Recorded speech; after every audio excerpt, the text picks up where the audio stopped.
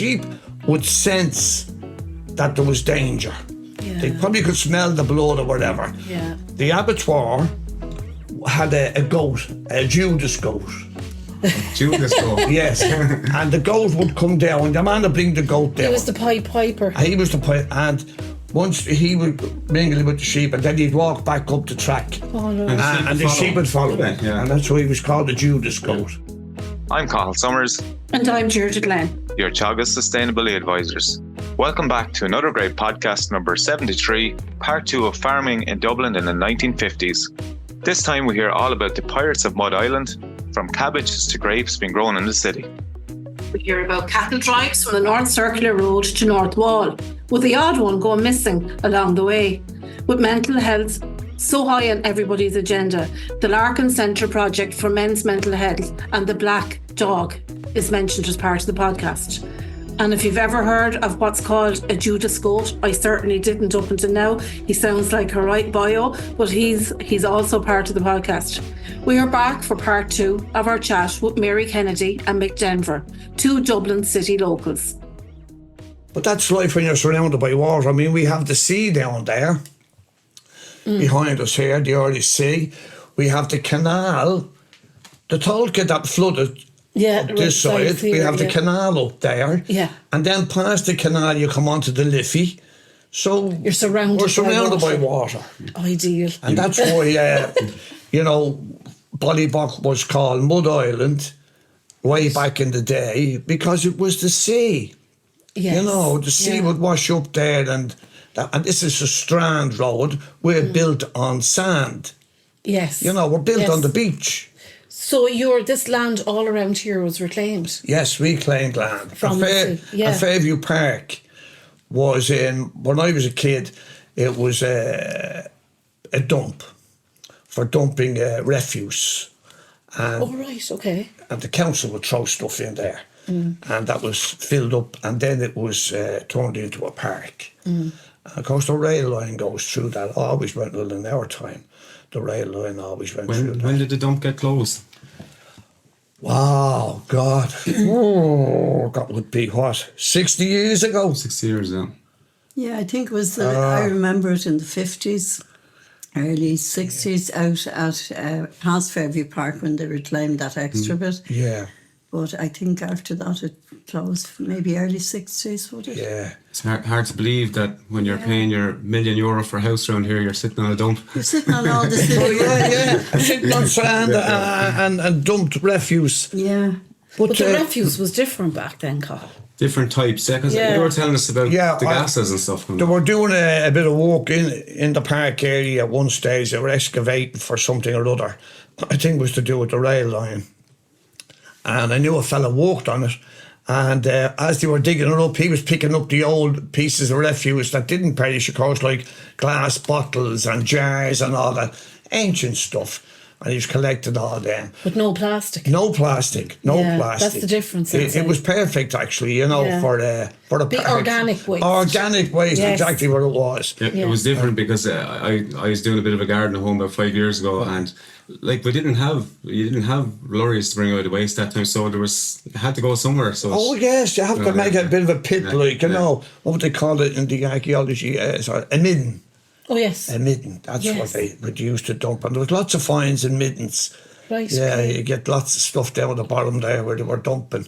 Sometimes I think they found the odd dead body, but anyway, that's another day's work. We were going back to the dump, and we went back to Mud Island, but yes, we were talking earlier on it, and there was a mention of pirates. Can someone tell me about the pirates? Mary was talking about pirates, yeah. So the area between the Teagasc and the canal was a very, in the 1700s, it was renowned as a really bad place. Like James Joyce mentioned, do not venture over Newcomen Bridge to Mud Island. It's so dangerous. So the area was a refuge for, I think it was country people that came up, was it O'Donnell's? A clan. A family, and they lived on the Teagasc River, the Ballybock end, which is now around the Luke Kelly Bridge. That's right, yes. And yeah, they lived yeah. kind of, and they used to just attack boats that came up the river. Through The pirates. Talca, they were pirates, yeah. Us cultures came up to attack That's you. right, yeah. The law couldn't go near them. They ruled, and the guy was called, I think it was O'Donnell, the head of the clan was called the King of Mud Island. That's right. So they ruled that area. Very notorious area, very similar to the Monto, which is another area not too far away either. So it was a refuge for everybody who didn't fit in anywhere else, you know. So when we started our community garden in the area, a bit of research brought up the name, Mud Island. I myself live on a street called Clinch's Court, and Clinch is one of the pirates as well, which I was delighted with, because we all presumed the streets were named after English Lords and earls and everything, you know. Mick said there's a few pirates still down there, I think. There's a lot. It's still a notorious area. No, it's a nice area. It's nice. It's But nice. it's interesting when you research a bit of the history of, and so like that was the sea came into there as well, so it was easy for the boats that came up.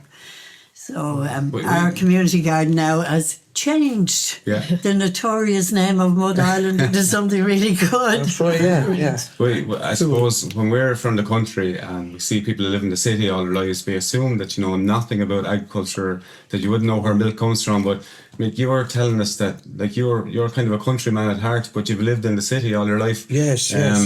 I suppose, would you have seen like cattle in markets around here, or maybe slaughterhouses, or what way did it work around here? Slaughter. You see, I had the advantage. Although my grandparents were from Ballybuck, Kings Avenue, Ballybuck, and they had backed into Ballybuck Lane, right? All the cattle and all was there, but they eventually moved out, and they went up to Artane, and they had some land up there, and my grandfather grew all these things, so I would always be up there, and I would dig the garden. Everything was dug by hand, and we plant cabbages and different things, dropping cabbages, as they say. And then sometimes my grandfather would go across to other fields where other men owned, O'Connor's and that, and at cabbage time, he would drop cabbages from Mr. O'Connor. The fella come behind you and stick them into the ground, and you might get 2 shillings for that, walking all day. But anyway, it was good. And that's how I was very familiar with, fresh produce. Yeah. We had all that. And at one time, which was most unusual at the time, my grandfather grew grapes in one of his glass houses. Yeah. The local priest at home used to grow them as well. Yeah, it's amazing, isn't it? You wouldn't think. But my uncle was in the wholesale confectionery business, and he used to frequent a lot of the shops. And of course, he got to know a lot of Italians. And there was Italians in East Wall, and they're called Andrewcettis. And the grandfather of the Andrewcettis, he couldn't speak English, but of course, my uncle knew them very well, and he brought him out to my grandfather's. And Mr. Andrewcetti was very interested in growing grapes, and convinced my grandfather that he could grow grapes like he did in Italy, in the glass house. And they did. Brilliant. And they used to hang down, and when we were kids, we used to be trying to jump up to pull them down. But it was an interest from Mr. Andrewcetti, because he would come back then and he would do all the pruning and prepare for the next, all this sort of thing. Well. So he was delighted with that, because he was away from home. And Were the grapes nice? beautiful. Yeah. Did you just eat them or make wine? Oh, we just eat. We didn't never made wine, no. We're still growing grapes. But in the our grapes, stand. the grapes now. You're growing grapes now, are you? I actually have a Yeah, I grapevine in my have garden. And that's the vine that was in the garden, and I took a slip off it, Yeah. and you got them. And grapes do grow here, but you couldn't eat the ones that I have in my yard now, no way. You can eat the ones I have. Yeah. Okay, The small black grapes. Yeah. South facing the wall or something, getting plenty of sun. Yeah. have Yeah, them they in would Rhode grow now, Island too, but yeah. that time it was unusual. And like I say, we had plenty of produce up there. It was more or less the country. Yes. And there was cattle up there. you would see cattle, and you would also see, when I'd be up with my grandfather's as a kid on my holidays, only down the road. But anyway, you'd see the men coming from Malahide and all the farms around there, and they had these carts, and they were always an orangey colour, with high sides on them, and a horse, of course, dragging them along, and they'd be stacked up like in a pyramid shape with cabbage. Wow. Yes, and they'd be going heading for the market in Dublin City. Brilliant. And you see them going down there. And I suppose I don't know, maybe they picked up stuff for themselves on the way back. But that's where they would come out. I watched them all going down. But the carts were orange for some particular reason. I don't know why. And fine carts they were too. Brilliant. Do you remember the cattle being driven down to the boats? Yes, they used to... Just down the road. the cattle from the North Wall... Yeah. Well, some cattle would be driven to North Wall straight onto the boats, but they also went up the North Circular Road.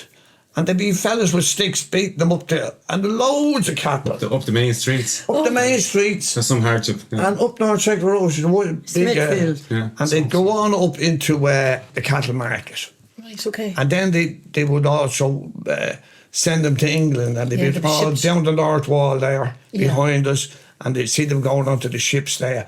But I have heard stories back in the day that sometimes the fellas that'd be, what would you call them, a herder, like, you know, they'd have a bit of a deal going and say, well, we'll get one of these on the side. and cattle, an odd cow would be whipped into a yard on the side. Disappear. Disappear. Broke away on and the gate closed behind. And what they done with it after, I don't know who they sold, I've got no idea. But I did hear stories like that. Of course, that'd be nothing new down there. No. Down to the butchers, I suppose. Maybe a slaughterhouse or something. Yeah. But there was a little slaughterhouse on just down on Ballybog, just over the River Tolka. There was a slaughterhouse there near Mars Pub. And the carts would pull up outside, and the sheep... Generally sheep, because I went to school down there and we would pass it regularly. But the sheep would sense that there was danger.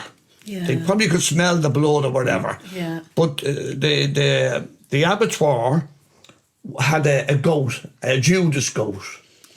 Judas goat. Yes. And the goat would come down. The man would bring the goat down. He was the Pied Piper. He was the Pied, and once he would mingle with the sheep, and then he'd walk back up the track. Oh, no. And the sheep would follow him. Yeah. And that's why he was called the Judas goat. Yeah. Guys, you were also involved with a community project. You're both very, very community spirited and spirit-minded. Was the Inner City Unemployed? Can you tell us just a little bit about the project? Was it 2011? Yeah, it was 2011, and the Larkin Centre, it's called the Larkin Unemployed Centre, and it's across the road of North Strand. And I think they were established to help people with paperwork and claims, like if you were claiming for allowance for something or other, children's allowance, and they would fill out forms, and they were very good. Yes. And they would also post them for you and stick the stamps on, and any queries that you had, they would look after you. And how did they get involved in the community garden? Well, I'll tell you now, they were always looking, people would come in there on a regular basis, and at the start they used to give tea and all to that, you know. The fellas that couldn't get a job and that sort of thing. And some people, for different reasons, just cannot take to going to work, you know, mental problems and such, and you get to a stage in your life where you give up. But the Larkin Centre would look after them, and they'd come in, and there was a legal place there too. If you had any trouble legally, they would advise you. But they also done computer classes and such like. But I went over, I knew them, and I went over. I had retired. I had plenty to do, but I said I'd do something with computers and just get an idea what's going on in the world, you know. And they had computer classes. And Bridget was running the computer classes, and Miss Flannery and Mrs. Tyrrell. So I signed up for the classes, and it was interesting. You get to know all the heads, and you're meeting people, having a laugh. But Miss Flannery said to me one day, she said, Mick, we're thinking of starting up something for the men, you know. That's our sort of, you know, on a loose end. So, like a garden or something. So I said, that'd be great. Fantastic. And she said, well, I said, I don't know where we're going to get a piece of land around here. You know, because there's no land around this area. She said, we have an idea. And so we used to speak about it, and there was other people involved. I wasn't the only one now. There was other lads there. So anyway, she said, now we have a place. And that was down beside Mary in Clinch's Court. There was a waste area at the back of Mary's house where there used to be old folks' flats. And they were all knocked down, and the place was left idle. And what they didn't, I think it's difficult to get into, Mary, isn't it? With fire brigades and such. The recession as well, they ran out of money to build social housing, right. So it was just left. Yeah. So anyway, myself and Miss Flannery and the people from the Lankan Centre went down, we had a look at it, and she said, do you think you could do anything with it? I said, yeah, sure. Clean it all out first. And so we got a JCB, cleaned it all out, and then we started to build. We didn't know what we were doing. We just started out. We said, look, let's put a place down here. And we built a big room which would do for a meeting room or a classroom or whatever. And 16 by 16. We built that between us because I was a carpenter, you see. So other fellas were at the building too. So we were handy. Brilliant. And then we built a glass house, a greenhouse, if you want to call it, whatever, and a couple of toilets. And we had to try and get down and find where the sewage was and all this sort of thing. So it was good, you know, exploring around. But we got all that done. And then we had to make, there was no clay, of course, it was concrete. Right, okay. So we had to make boxes for planter boxes. So we got 6x3 timbers, treated timbers, and we made boxes approximately 8 foot by 4 foot. Okay. And I think, I don't know how many of them we had, maybe, I can't remember. That's a lot. You came in handy with all of that. Oh, we had, yeah. we made them, and we bolted all the timbers together and set up and lined them up, and it was a lovely place. And then they bought clay that was, you know, good soil. I don't know where they bought it from, but it was treated soil and all that sort of business. Yeah. Big trucks come in, and we walked away loading all that up. And then everybody put a hand in, and it turned out lovely. So that was 2011. And it was opened up officially, the Lord Mayor and all this, and the local doctor and this sort of thing. Brilliant. Yeah, it was lovely. And well, thanks to the Larkin Centre now, they wanted to look after the men who, you know. So I spent a bit of time over there myself. Every day we'd be in and out. We all such fellas that would go on to drink, and, you know, we'd bring them in, and they could meet other guys and share with them. But then the Larkin Centre would send people down to give talks about different things, you know, and try and get them interested. And also we had psychologists come down, and they would discuss things. I remember one time Miss Flannery said to me, she said, Mick, I'm thinking of sending this lady down, she's a psychologist, and she'd like to speak to some of the men about suicide, you know. And I said, oh my God, you know, that's a bit grim, you know. And I said, I don't know, Flannery, if they... She said, well, I think it might help. Well, I said, okay. Now, I didn't agree with it myself at the time. I thought it was a bit much bringing out this gruesome, because some of them were in the balance, you know, that way. Yeah. But anyway, we're all in the room, and of course I'm keeping charge. Sit down, good to be having a bit of a laugh, especially when there'd be a woman around. But this girl came in anyway, and she sat down, I sat beside her, and she started off and about suicide and this, that, and the other. And I said to myself, no one's going to say anything here, but I was wrong. The hands went up, and I'm not joking you, what a session. You wouldn't believe it. These guys could talk and explain about different aspects of their lives where things were really bad. and they were going to commit suicide, and their brothers committed suicide, and some of them jumped over balconies in flats. And it was unreal. It was the best thing ever happened, that they could express all this. So it was a safe space. It was great. They loved it. And they all there was 20 or 30 men by the time, Mary, wasn't there? Yeah. And it was a fantastic thing. Thanks to the Larkin Centre again. And that sort of thing went on. I remember they had, I thought it was brilliant, because it's at the back of my house, and I used to hear, I knew them all very well, and I could hear them a lot of the time, but they grew the most beautiful vegetables. Yeah. Yes, Fantastic vegetables and fruit. But I could hear the guys in there, I wouldn't eat that effing thing, I wouldn't eat that effing thing. You know, all hard and shores, well, try it. No, I wouldn't eat that, I wouldn't try it, no. But they ran a cookery.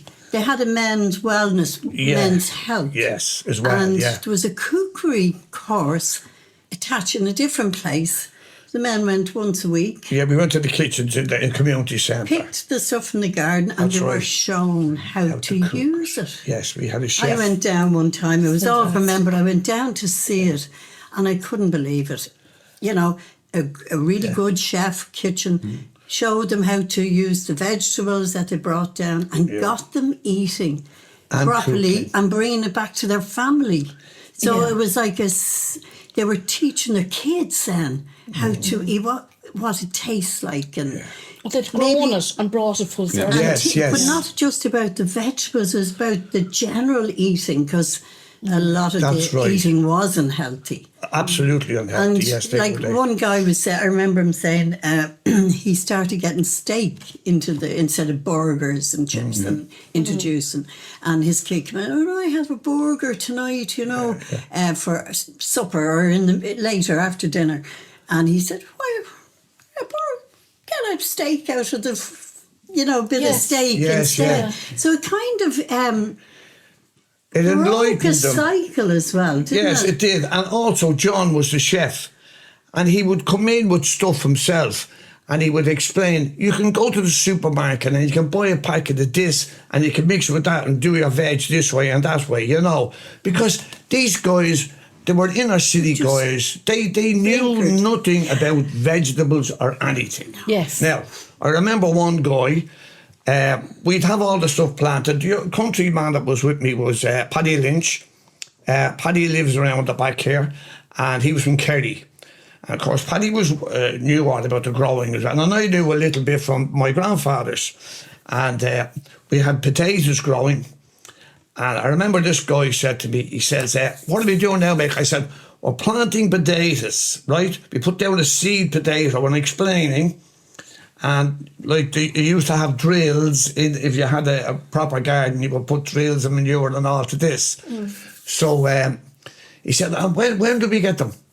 I said, we'll get them in a couple of months, the potatoes, and there'll be loads of potatoes, and we'll all have a bit of a bit of a party. We'll boil up. But I'll never forget, the foliage was growing, of course, and people would explain about the blight. And was no blight, lucky enough. We didn't have any. But I remember we were sitting outside, they'd be outside in the garden. And this guy said to me, he says, I'm looking at this, Mick, he said, and there is no sign of potatoes coming on the foliage. That's as true as God to be judged. He didn't realise that they were underground. Yes, yeah. And I explained to him, I said, they're underneath. He said, I don't believe it. I said, I'm telling you. I said, we'll dig them out, I says, and you'll be here with me. Yeah. And you can see. And they're actually beautiful. But you know what it tells me? It's a full 360 on what we're talking about from your childhoods, that, your appreciation for good, healthy food is if you can see it be growing, you understand where it comes from, and you eat it yourself. And, that's the crux of the whole thing, and it's great to see that coming around. Yes. I just say to the both of you, this has been a really interesting hour that we've had a chat, and the conversations are brilliant. I'd say we could stay for another hour, but we better let you off. But just want to thank you so much for joining us. It's a really interesting look into your lives, especially when you're kids and the things you've seen. and even back to our pirate stories, it's So so privileged. interesting. But like we forget that, even though we often talk about inside and outside the pale, that there is a strong link to agriculture everywhere. Absolutely. And it's just not to forget that, and to give people that respect. And thank you so much. And it's great to hear you having such a positive impact on your local area as well. Thank you very much. Thank you Thank you very much. And we had lots more to talk about, but we haven't got time. Oh, it's brilliant. So there you have it. Thanks so much to Mary Kennedy and Mick Denver for sharing their memories about Dublin City farming in the past and the present. Myself and Deirdre will be back in 2 weeks' time, but don't forget to give us a rate and review on Apple and Spotify or wherever you get your podcasts. Thanks for listening to the Environment Edge podcast. Chat to you soon.